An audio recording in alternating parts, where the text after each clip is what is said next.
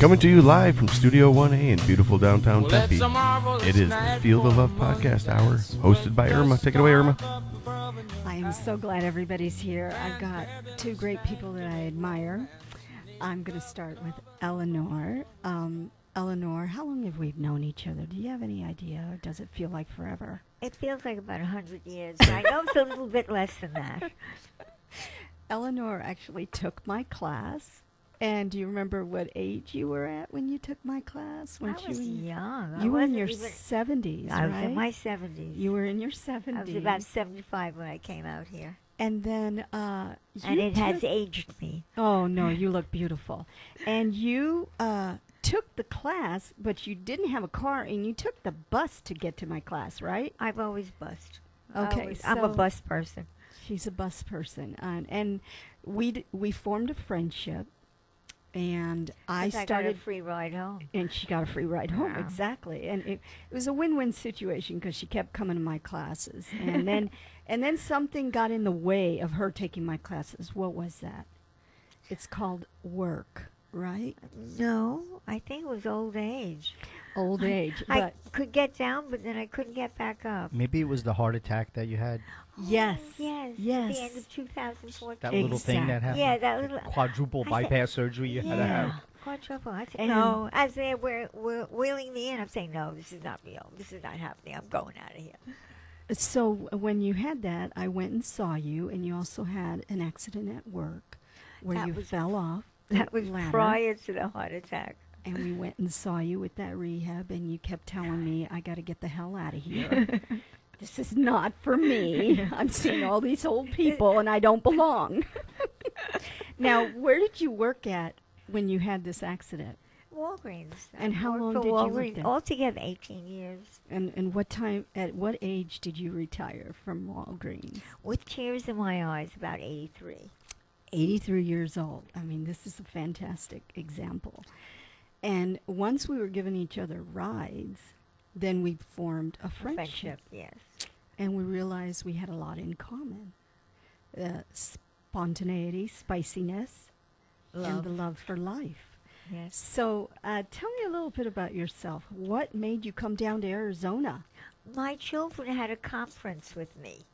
A conference. A conference. And they decided what would be best for me. So you had to come down from Arizona from where? From Florida. I was in Clearwater Beach, Florida. Okay. Yes. I lived in Paradise. I came out here. And you're still in paradise. Oh, okay. And If you so insist. when you were in Florida, how long were you married? Yes, my husband passed. 98. Early. 1998. Okay. Yeah, a year later, I had a boyfriend. Okay. See, I lived the life. she's lived the perfect life. And during that first marriage, how many kids did you have? 3.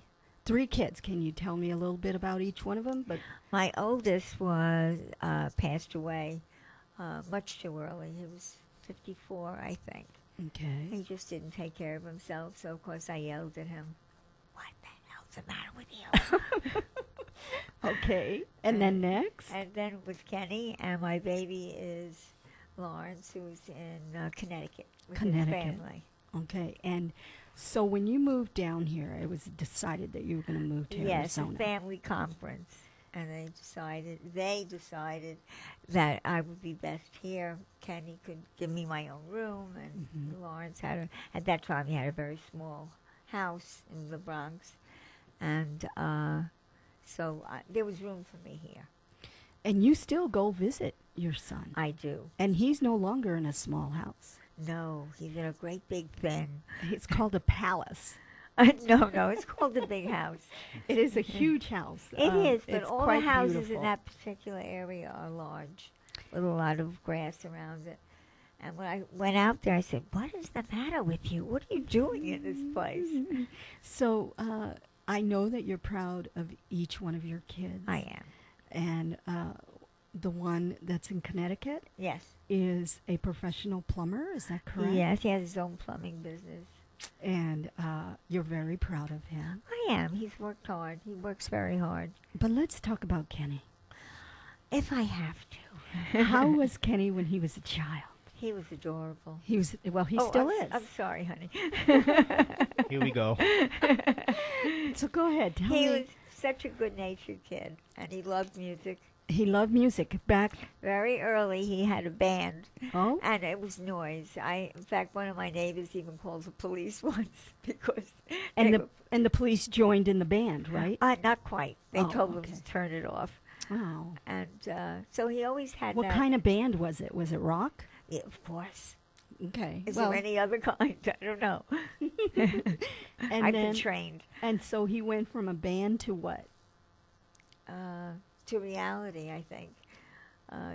They couldn't really make a living at what they loved to do, but they always played somewhere, somehow. But then they did other jobs. You know, eventually everybody got married in the group, I think. And reality sets in, you know? Yeah. And that can change your perspective quite a bit. Yeah, yeah. Had a mortgage and kids And grandma? and no, I didn't live with them Okay. until I came out here. Do you miss not working? I cry. You cry. Yeah. Well, But I just couldn't do it anymore. And I said, Right. well, you know, if you must, you must. I'm standing next to a coworker that I've known 5 years and said, what's her name? What's her name? Well, there you know, go. so I said, I think maybe I should. Now, think of something else. I know this company loved you because even after the accident, they wanted you to come back. Oh, of course. So that to me speaks volumes Yeah. about your character and you Yeah. staying dedicated to an organization, Yeah. even I though loved they working caused. there. I loved it. Yeah, I and like now, the people. I love my customers. I love my coworkers. I love and my now boss. your health is perfect. Not perfect, but okay. Your for my, heart. You for got my over your age, I'm heart. good. You got over your heart issues, Well, yeah, it was either do that or not be here, you know. and now you're doing things that you want. Not yet. Well, you're enjoying I'm the working on it. retirement. I had to go have my physical. I signed up for a different medical group, and Hmm. so I had to do essential things.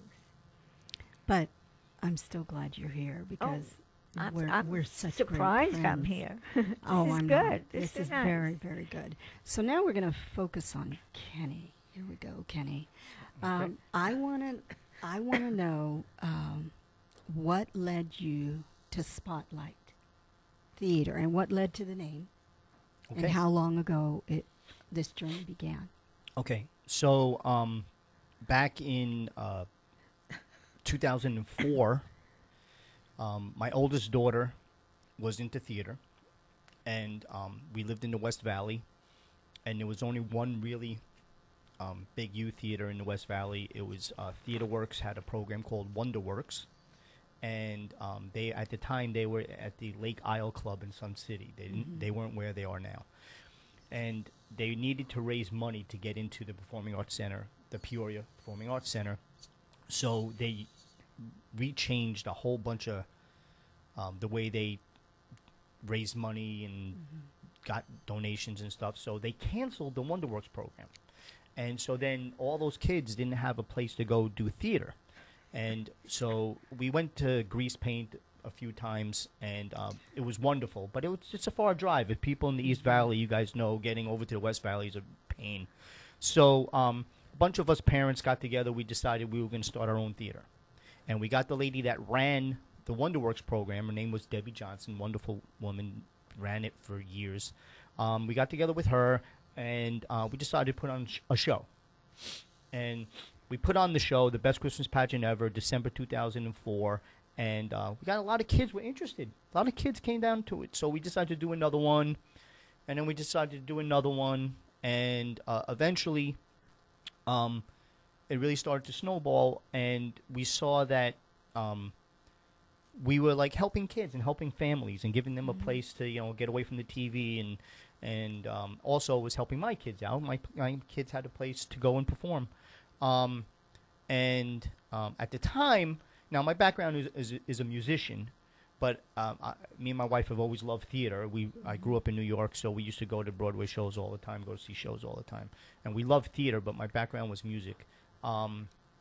And one thing led to another, and then we became a corporation. We became a 501c3 nonprofit, and it was so busy, I had to make a decision: quit my day job, and try to get the theater to work, or just keep it going the way it was going, and then maybe the theater doesn't work. So That's challenging. yes, so me and my wife decided let's give it a shot. So I left my very comfortable day job with the benefits and insurance and the whole shebang, and decided to try to get the theater to go. And, Wow, that's an investment in yeah. a dream. Yeah, we invested a lot of money into the theater. And we went through a bunch of years where we were just kind of a vagabond theater. You know, we just performed at the West Valley Art Museum or some schools, wherever we could find space.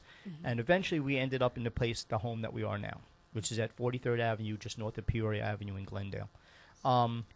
We ended up there, and we did our first show there January 2008. We did Alice in Wonderland Jr. And we made a ton of mistakes, and we learned a lot, and eventually we got a bunch of great people on our board of directors that really helped put everything together and run it more like a business. And now we're Spotlight Youth Theater. You know, we don't have any adult theater that we're attached to. We don't have any big corporation that runs us. It's just us and the kids. And there's not a lot of theaters like that in Arizona anymore. There's only a small handful of us. Right. And it's very, very difficult. Money is hard to come by. Resources are hard to come by. And but we're still here. And, you know, our financials show that, you know, we're doing okay. But, I mean, we're not rich by any stretch of the imagination. But our doors open every day. And we get tons of kids that come in and learn about theater and performing arts in a safe environment. And we do a full season of shows, and we do 8 weeks of summer camps, and we do workshops, and we're planning on expanding a little bit.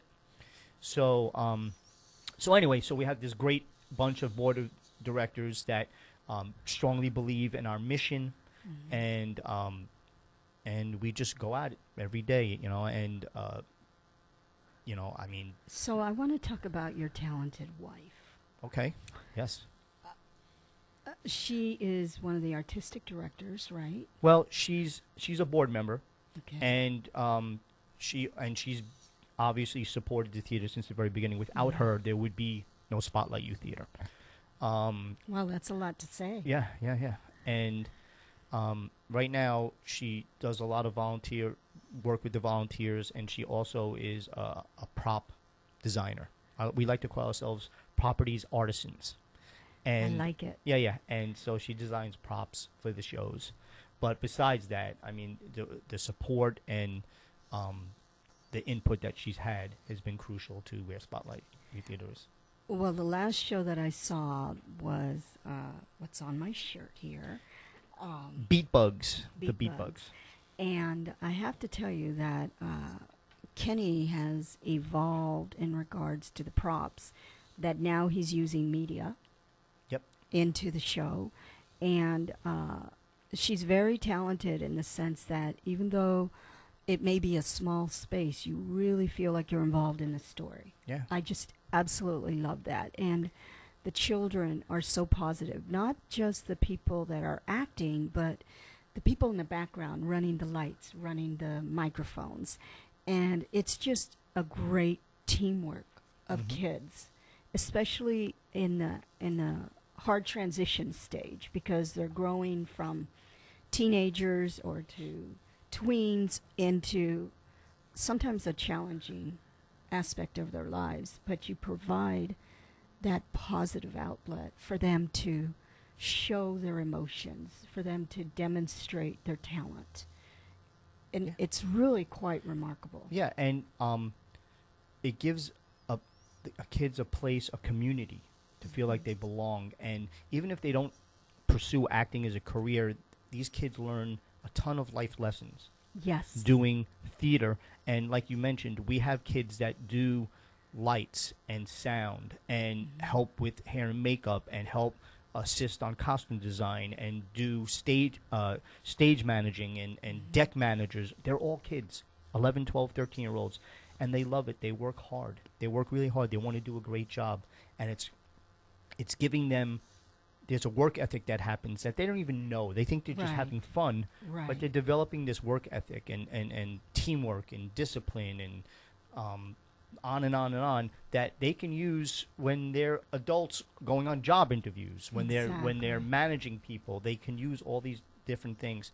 So it's a wonderful community, and most people only see what happens on the stage. Right. But the true magic of Spotlight Youth Theater is what happens off the stage, what happens behind the stage, behind the scenes. And the good thing about you, because you're so artistic, is the plays that you think of, you always tend to have it with your sense of humor. And I love that, because a lot of the topics that you cover are serious, Mm-hmm. but you make it so that it's approachable. And one of the plays that you did is talking about suicide, Mm-hmm. teenage suicide, children's suicide. And because of that, you are now in partnership with another organization, correct? Yeah, Teen Lifeline, based Can in you Phoenix. describe that? Yeah, it's a support organization for kids that are having problems and they don't know where to turn to. They have a hotline, and their hotline is actually run by teenagers that have gone through the same thing that they've gone through. It's a wonderful organization. It's a wonderful support group, and we partnered with them in October. We did a show called Dog Sees God, and it's about the Peanuts characters Yes, when as they grow teenagers, up. right? Yeah. As teenagers, and all the problems that they have as teenagers, and all teenage problems. And even though the show, some people might feel that the show was a little risque or edgy, the show was a really important show because it covered a lot Yes. of problems that teenagers are going through, and so and you know, sometimes teenagers curse and they smoke pot and they, you know, whatever, Experiment and they with experiment whatever. and they go through a lot of issues, and to have a show where you can talk about those issues, bring them out to the forefront, and maybe help is really important. And so we partnered with Teen Lifeline, and it was a wonderful partnership, and we're trying to raise money for them and also raise awareness. Because if we can get one kid, just one kid, Right. that maybe through our efforts decides they're having issues and they call Teen and Lifeline, they've gotten help. then there's nothing higher than we could could possibly Exactly. do as an organization. And the other thing I liked about the end of that showing was you actually brought the Teen Life organization on the stage and opened it up to the audience. Right, and the cast. And the cast, so that they could talk. Yeah. And it created a non-threatening, non-judgmental environment that if the child decided not to say anything, then maybe at the end of the presentation of the Teen Life, then they could, when they were in the car, say, well, you know what, Mom, Dad, or whoever they were with, I'm glad that we came to this, because you have no idea how many people you touch, because there were a lot of people that were watching that did not necessarily have questions. Right. And that presents an open arena, an open communication, which all children need. Yeah. And what happens is a lot of times parents are scared of that arena. They're scared to talk openly about certain subjects. They're like, Right. nah, not my kid. My kid doesn't do. Right. Well, your kid is around it. Maybe your kid does do it. And if your kid asks you a question, then you need to answer it honestly and Right. openly. And if you don't have the answer, it's okay to say, I don't know, but let's check it out together. It Right. opens up discussion. And so I get flack for doing a show like Dog Sees God because they curse and they do certain things in it. Right. But in reality, that is the way life is. the show Addresses these addresses issues that need to be addressed. that should be addressed, and youth theater can be a wonderful vehicle to address those problems. Exactly. You know, so we don't shy away from that, and even when we don't do a show like that, we're still supporting Teen Lifeline. We're still, you know, supporting the community and supporting kids and a bunch of other organizations too. Yeah, can you tell me the other organizations that you're supporting? Like, for example, tomorrow night, Um, the Hope. Oh, yes, yes, Okay, yes, there I we can. go. There you go. I was like, that's actually tonight. That's tonight. Excuse tonight. me. Okay. What we do is there's an organization called Hope Kids, and it's a support group for families that have kids that are sick, dying, or died. And before every opening night, we put on a show, free show for them. We invite them to the show. It's a preview show, and kids come in, and sometimes they're in wheelchairs and they have Tourette's, or they can't laugh or clap. They can only blink, or they have half a face or whatever. And then we stay on the stage afterwards, and we do a Q&A with them, and we take pictures with them. And you might think, oh, that's such a nice thing to do for them, right? But in reality, It's exactly it helps, opposite. right? It helps us. It helps our kids learn. The cast members and actors and techies and everything. They learn so much from it. They Compassion. yeah, and it's really eye opening, and it gets a little emotional sometimes. I'm sure. But it's a wonderful night, not just for them, but also for us. More importantly for us. Now, you don't have a favorite show. You've done so many shows, and you don't because you love all the children. Yeah, I can't pick like one favorite. I have one show that I think was as close to a professional Broadway show as can possibly be done. I have one. I can't just say one. So Right. no, there's a bunch of favorites. So how do you get? How do you decide what you're going to show? Is it based on trademark and music and all of that, or how do you decide? Well, the way we craft our season is we want to make sure that we do shows for kids ages 6 to 19. And we don't want to just do kids shows like, whatever, Annie or whatever, that involves kids ages 6 to 19. We want to challenge the younger ones. We want to challenge the older ones. So we base our season off of that to make sure that it covers all of that spectrum. And if the show has some kind of meaning, like Dog Sees God or Spring Awakening, some of these older, edgier shows that maybe people think that a youth theater shouldn't be doing, but they're about teenagers and they're about youth, and they open up the questions, and also they challenge the older, talented kids that already did Annie 12 times, and they already Right. played a tree, and they already, They want something. they want different. something to challenge. They want to be challenged. So we make sure that we pick shows that challenge those actors, as well as doing shows like Annie or Frozen or whatever that challenge the younger kids too. So you came and saw Beat Bugs. Beat Bugs was kids ages 8 to 12 years old. They were so And, adorable. Comparing the cast, that was one of the most talented casts I've ever directed, and there was 8 to 12-year-olds.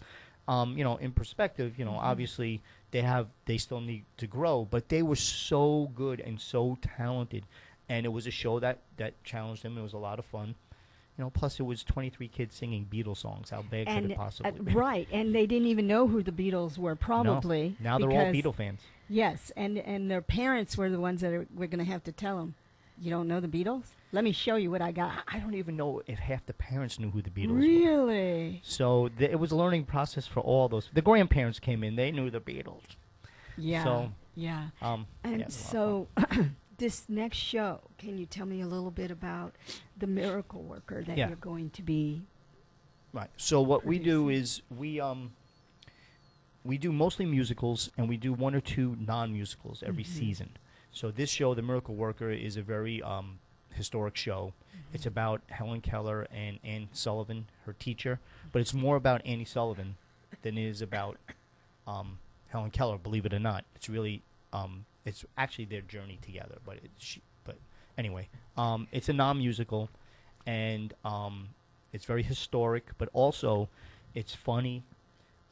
It gets a little exciting because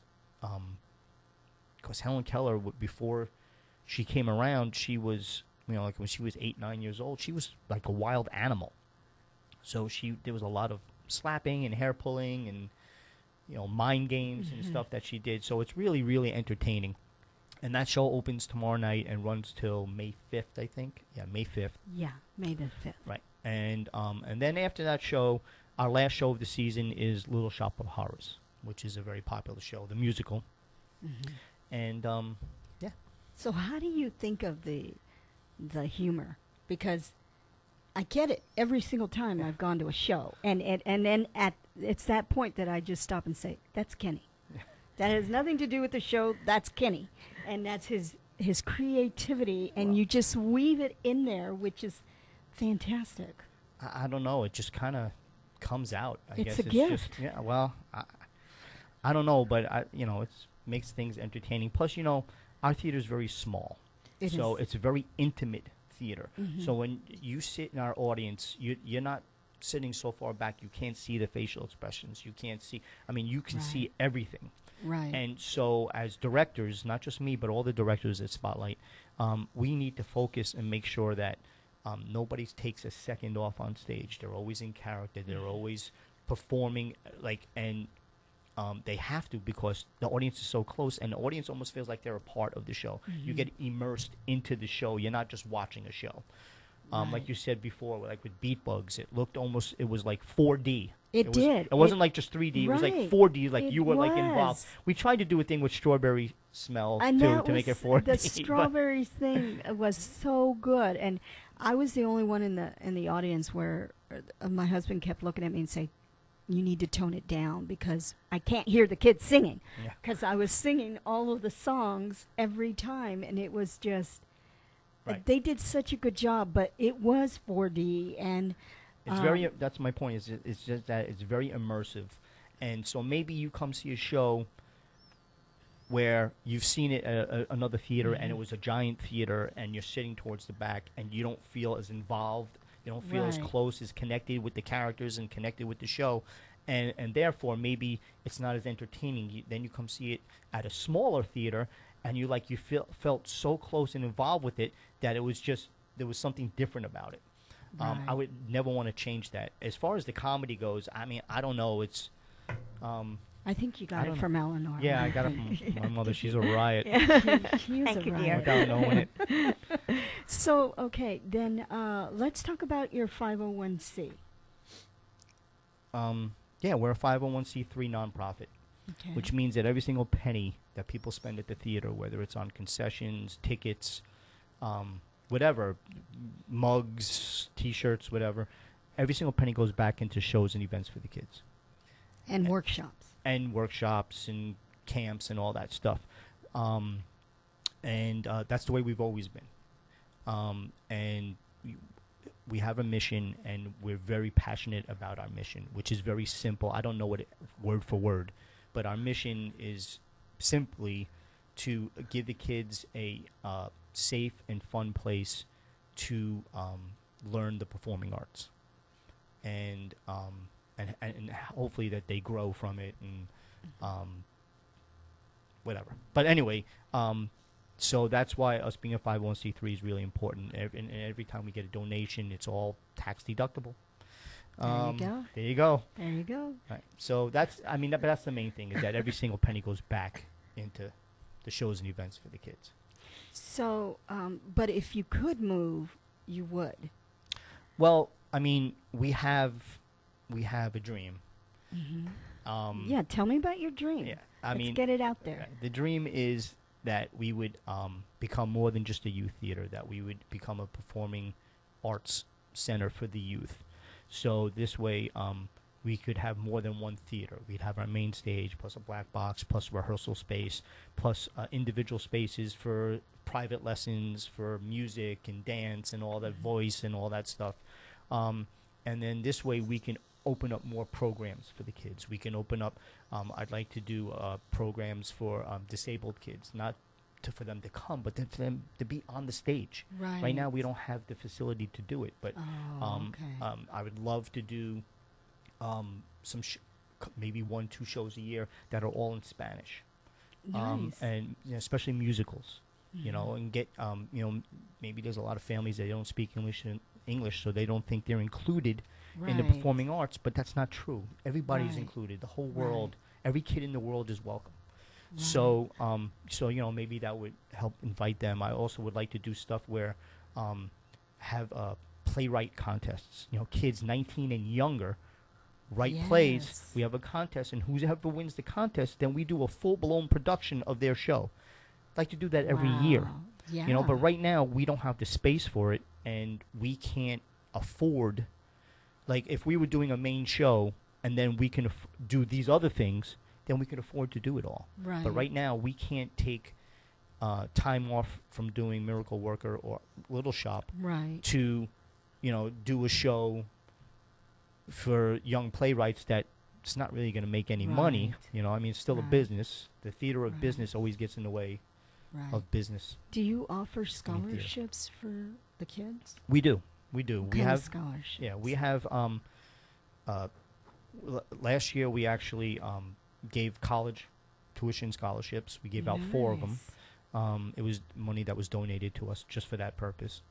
And we also have a small scholarship fund right now because a lot of people don't donate to it yet. We have a small scholarship fund where it pays for kids' tuition for summer camps, or workshops or classes or any of that stuff. So, if a kid really wants to try acting and try that verb, and the family just doesn't have the money, we don't want to stop that from getting them on our stage. That's not what we're about. So, Nice. we get them on there somehow, some way. That's nice. Did you implement those characters into him? That character trait? He was always wonderful. What can I tell He you? was What can I say? He was always a good kid. It's not just me. It's me and Vicky, my wife, and our board of directors. It's all of us helping the community, a community of theater. He has very good people with him. Yeah. Well, when you're doing great things, you surround yourself with great people. Yeah. And you make the best of what you've got. Now, my other question is, these upcoming workshops, they don't have to necessarily be part of Spotlight Theater. It could be someone who needs to just work on more areas in their acting, whether it be in our side of the valley or another children's theater group, right? Yeah. I mean, like our summer camps that start in June, they're 2-week sessions, and every kid in the world is welcome. You don't have to audition for it. You just need to sign up for it. And then we take all the different experiences. So if the kid has no experience whatsoever, that's okay. You come on, and we're going to introduce you to musical theater. And then if kid comes in and has a ton of experience, it's okay. We'll challenge them too. We'll have 3 different groups, and we'll make sure everybody gets something out of our workshops and our camps. We're also talking now about, for next season, doing drop-in classes. Nice. So the drop-in classes will be where you don't have to sign up for it, but 1 week it'll be, jazz dance. 1 week it'll be tap dance. 1 week it'll be technical set building. 1 week it'll be acting. And we're going to have I'm going to try to get very prominent actors and designers from throughout the valley, not just the West Valley, but throughout the Right. valley, to come and teach those classes. Nice. So that's going to hopefully start and that September. that helps a child's resume, Yeah. whether they become actors or not. I mean, because the skills you can then turn around and put on a piece of paper for whatever your life may entail. Right, and what happens is, especially younger kids, because it happened with my kid. My oldest daughter, Jamie, when she was 5, 6, 7, 8 years old, we tried all these different verbs to find out what fit her. It's like trying Right. on shoes to Right. find the right pair. And it's the same thing now. These kids can come and they can try theater. Maybe they can't sing and dance, but maybe they're really good at creating set pieces. Maybe they're really good at, seeing, visioning, lights or costumes and sewing or whatever. And they can try on all these different shoes until they find the right verb for them, So And that's really important for children because they're not cookie cutters. A child goes through several phases to finally figure out what their niche is, if they even have one. right. Because a person can change their mind at any given time. Yeah, there's young men and women that are 20, 21. They're like, I'm not really sure what I want to do. So they take a year off from college, or they just go to school and get their gen ed. Still, they figure it out. It's all good. It's all finding their And way. It's fantastic to have a parent like that, because not all parents are like that. Right. There are some parents that are very, you're going to grow up to be a lawyer, aren't you? You're going to grow up to be a doctor, aren't you? And the child will Yeah, that's say, usually the Jewish parents. the Jewish, is that true? Yes. Okay. My son, the doctor, Yeah. that kind Well, of thing. So, but it's nice to provide the atmosphere of being non-judgmental and Yeah. emphasizing, did you know your child could do this? And sometimes when the parents come, they're like, wow, I didn't know this about my kid. Am I Yeah. right? Happens all the time. And they come to you and say thank you. Yeah, and they come to me and they say thank you, and you did this, or your theater did that for us. And I always, and I believe this, that most of these young men and women, they had it in them the whole time. And maybe youth theater was just a vehicle for them to figure it out. But it's not because of me. It's not because of, Spotlight. Maybe it's because of the community of youth theater in general. It's not just Spotlight, but there's a bunch of Other youth youth theaters theaters, in the valley yes. that are all phenomenal, and I appreciate every single one of those theaters. They get kids on their stage. They get kids loving performing arts, and it's not an easy thing to do, and I appreciate every single one of those theaters. So I'm a strong believer in the community of youth theater in general. And kids go to these youth theaters, maybe even high school theater, and they figure stuff out, and that's because they had it in them the whole time. You just opened it up. Just a In a little bit of a positive vehicle way. for them, that's all. So tell me the website. The website is www.spotlightyouththeater.org, and You can Facebook theater, them too. yeah, theater is spelled Theatre. Don't spell it ER.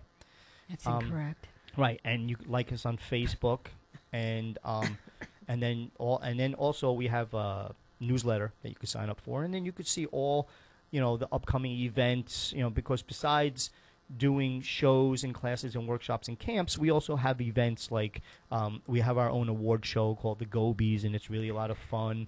We have galas, and we have bingo nights, and we're talking about doing movie nights and all these other things. Maybe yoga. And I don't know about that. That'll be the day. well, it wouldn't be yoga for the kids. It'd be yoga Yeah. for the parents. Yeah. But you did something nice. You had a talent show. And the parents, now I see where all the talent from the kids come from their parents. Right. We had a family night talent show. Yeah. And it was how fabulous. was that? How was that? It was so much fun. It was great, and Fabulous. everybody was invited. It's not Discrimination or it's not anything. exclusive. Yeah. At Spotlight, we're inclusive. We're not exclusive. Right. And so everybody's welcome. You just got to get onto our website or Facebook or our newsletter and just see what And you I pick and also choose. noticed that there are times that you participate with local restaurants to raise money for your theater. Yeah. And you're going to go out after the show anyways. Yeah. and grab a Everybody's burger. got to eat. Everybody has to eat, so you grab a burger or wherever the restaurant is, and percentage of whatever you buy goes back to the theater. Is Yeah. that correct? That's correct. Yeah. We have those fundraisers are like in our playbills. I don't remember off the top of my head. I'll be honest with you. It's okay. But they're in our playbills and stuff. And again, you don't have to join the theater to go to Fuddruckers to have a burger, and that benefits a youth theater. Everybody's welcome to come Right. if they want. Right. Now, can you tell me some of the summer programs that the children can take? Yes, I can. Yeah, you can grab that. Okay, so our summer camps, they start June 3rd. They're 2-week sessions. There's 4 of them. And each camp has its own musical theater theme. And then the kids come and they learn songs, scenes, dances, and they put a show together, and then at the end of the 2 weeks, they do the show for family and friends. Nice. And there's no tickets involved or anything. That you just show up. And I feel like it's very reasonably priced for what they get. We have really talented directors that come in from all over the valley that teach these camps. And should I say the names of the camps? Yes. Okay. June 3rd to June 14th is Practically Perfect Musical. Practically Perfect Musical. And then the next one is Broadway Bound, and that's June 17th to June 28th. And then the third camp is July 8th to July 19th, and that's called Hamilton.